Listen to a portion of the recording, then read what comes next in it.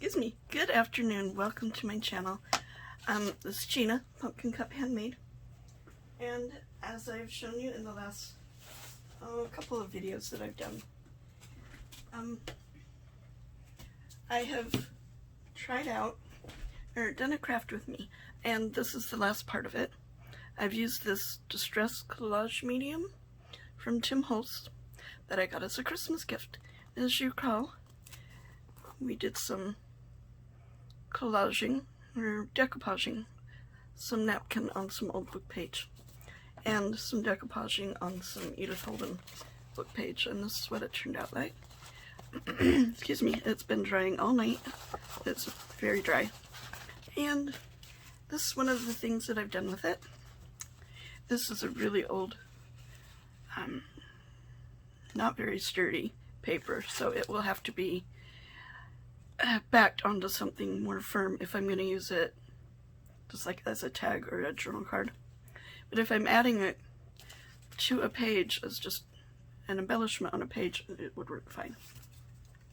So what I've done is I've run it through this really cool, I just got it at a yard sale today and I thought, let's try it. So I did, and it's kind of cool. It works a little better with cardstock, and I'm not sure what to do with it yet, but yeah, that'll be exciting. So that's one thing that you can do with it. Excuse me. The other thing is that I've cut off the rough edges on all of the book page so that you've got a nice surface to work with. And this paper kind of rolls up because it is old. So if you don't want it to lay flat, just press it between some book page, it'll be fine. Oh, excuse me. Get a little more off the top here. And then we'll go on to the Edith Holden book page and clean up the edge around there. And I was thinking with Edith Holden that you see where I've done 4 different napkins.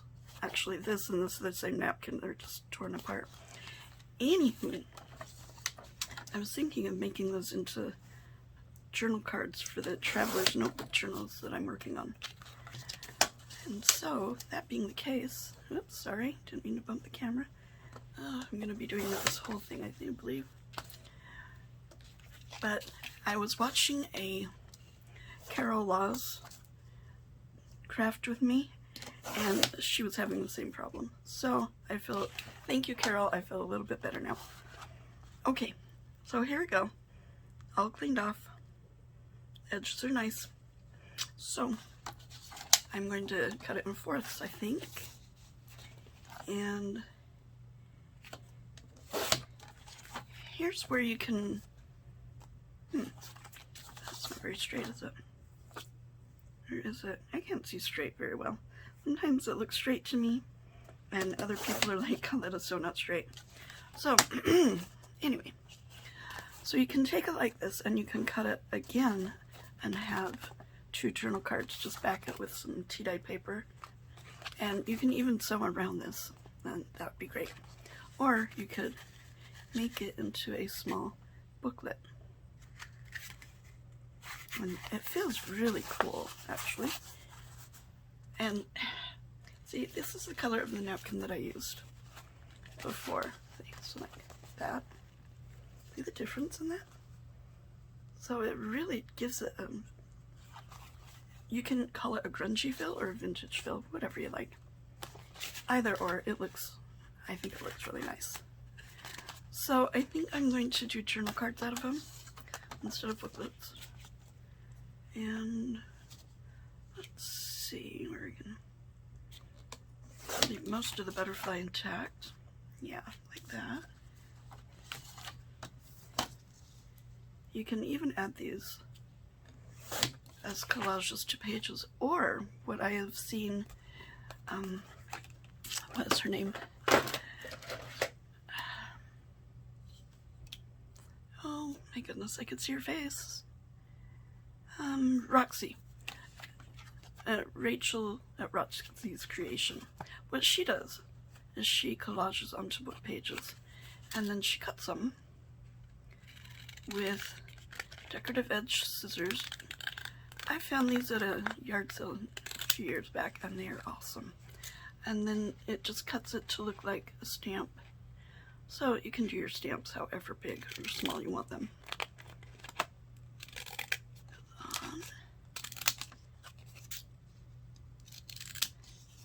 Now, if you had more bare spots on your paper, just like collage just a little bit in the corner, what have you, and had more bare spots like here or here, you could definitely stencil or stamp. That would work too.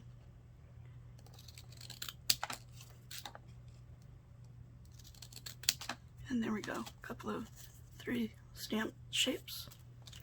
And then this can still be used as a embellishment on a page. You can even put your, if you have a postcard stamp set, you could do that on there. I don't know, you think it would show up? Let's try it. Why not? Let's try it. Let's get rid of this cutting thing.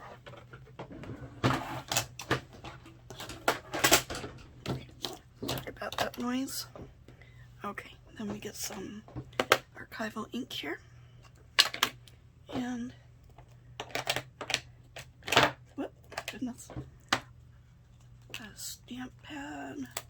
Let's see. Can you tell I like this one? I use it for almost everything. Okay, get some ink on there. Hope I'm still in frame.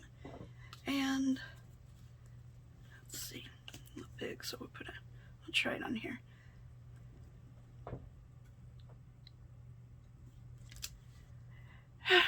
No, it's a bit dark, isn't it? You're probably like, of course it was dark. Okay, let's try it on something a little bit lighter and see if that works better. No harm done. You can still use that.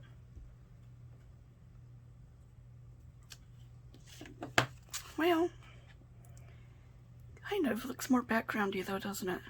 Not bad, not bad, so we can still use this.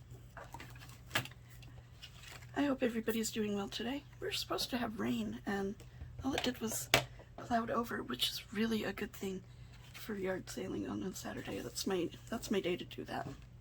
Okay, so we've got a journal card possibility, a side tuck, corner tuck possibility on that one, and then 3 little perhaps stamps. We'll see what happens with those. All right, definitely a journal card out of this.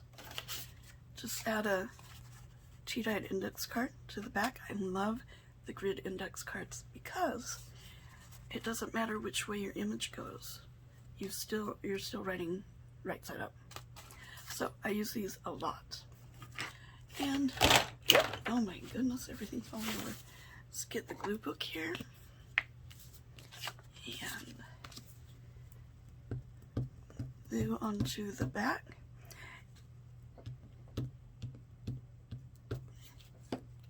And put that out of the way. And glue it down.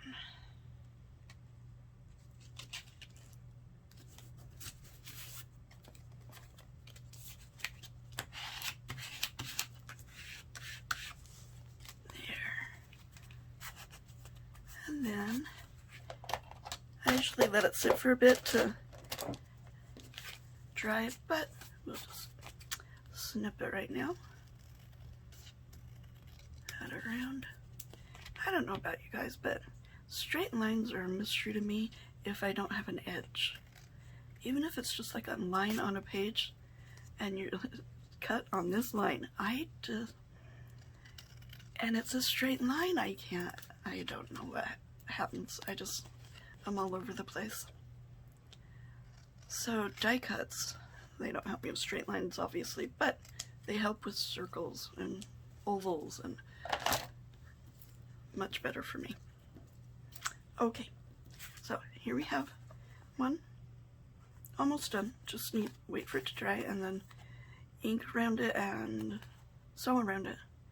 You can add stenciling on the back you can add a stamp on the back, whatever you like, but that's pretty much ready for whatever journal I want to add it to.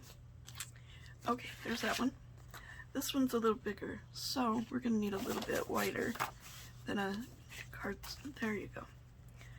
A scrap piece of, save these scraps of cardstock. You will use them. And then this is the glue that I like, Elmer's Extreme, or sometimes it's been called glues to more surfaces, something like that. And it's wonderful. Okay, but I still like to sew around just to make sure. There we go. And then we press down real good. And there's the next one. Lovely little journal card.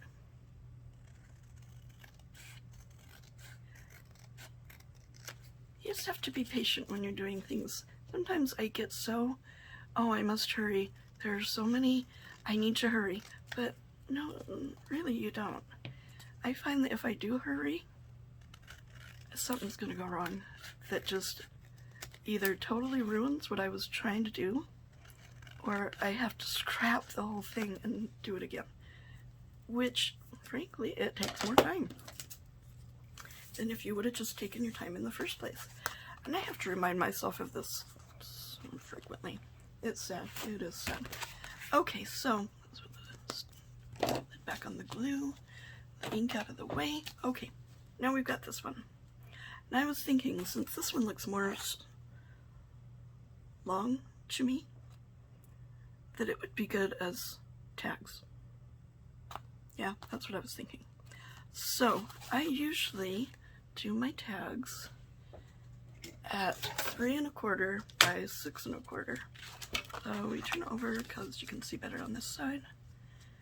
Oh, I didn't do the edges on this one. Oh well, that'll be fine. 6 1/4. Mark that. Don't get rid of this piece though that you're cutting off. You can always use that. Okay. Get the trimmer back up here.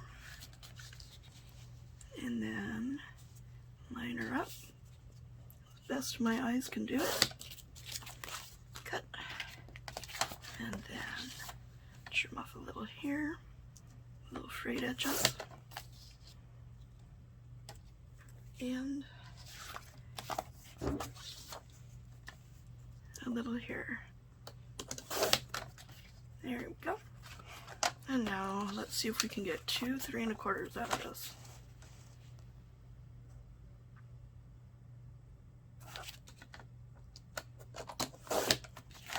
3 1/4 by 3 1/4. Okay, got 2 out of that. That's really good. Edith Oldenburg page, ladies, is excellent for decoupaging on.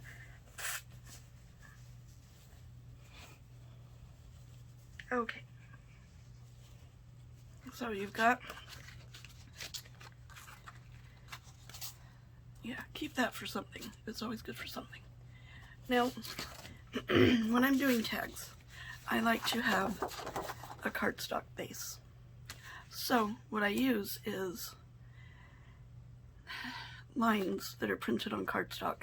That way, flip it over, glue it, and then you've got lines on the back, just so that it's easier to journal on, in my opinion.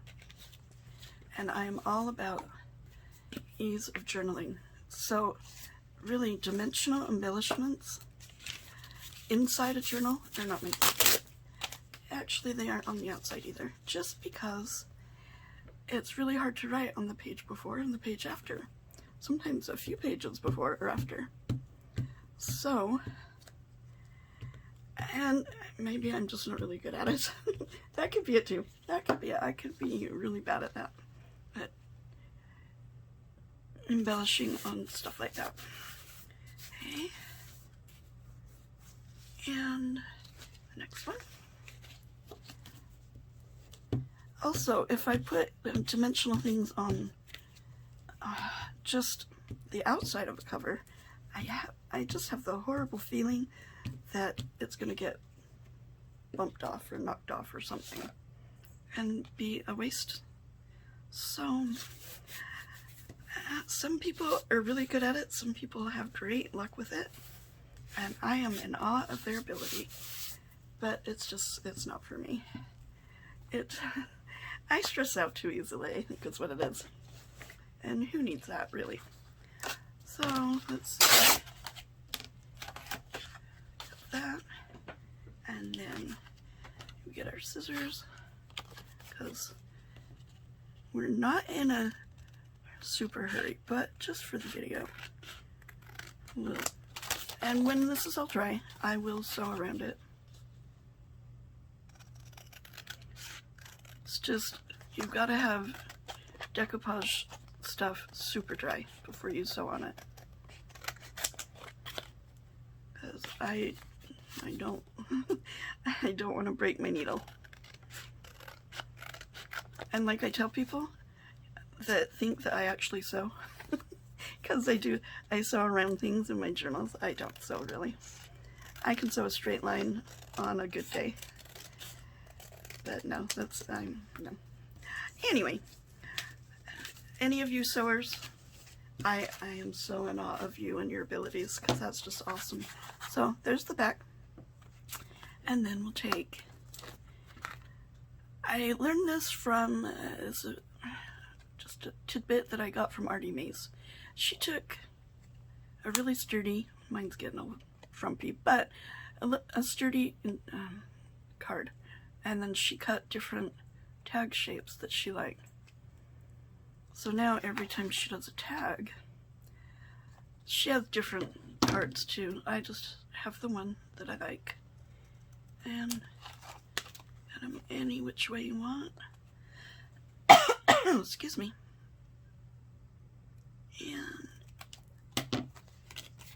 And there's your tag. Now again, you can stamp on the lighter spots, I think. Okay, so my stamping was not all that great, but you can, but I'm thinking that you can, and you can also round the corners. Excuse me, goodness. And let's do one more. Let's do it just to say we finished both tags. I should have cut down a little more. Okay, this tag will be a little shorter than the other one.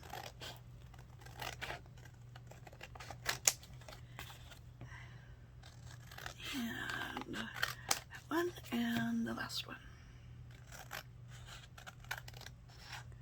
You all will critique me, right? And tell me if I'm even in frame at all. Yes, please do. Okay, cut that just a little bit, because it wasn't quite up as far as I thought. Okay. And more cutting. There we go.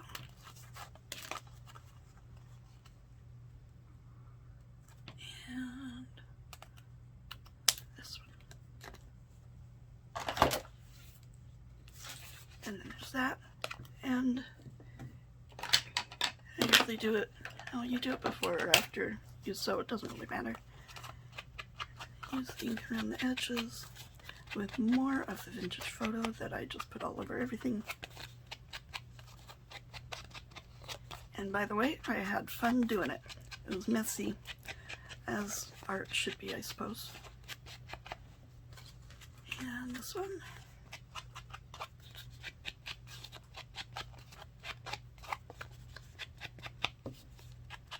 Now, as you all know, I am doing a 200 subscriber giveaway next month, and it will be for Valentine's Day. And so a week maybe before Valentine's Day, I will, a week or so, yeah, something like that, before Valentine's Day, we'll do the video and the drawing and the giveaway for a lovely Valentine journal. Okay, so here's one journal card, and as I said, you can round the corners, give it a more finished look. On journal cards like this, I like to go around with the machine stitch a couple of times just to add something different to it. And then little 1/2" one maybe for this one.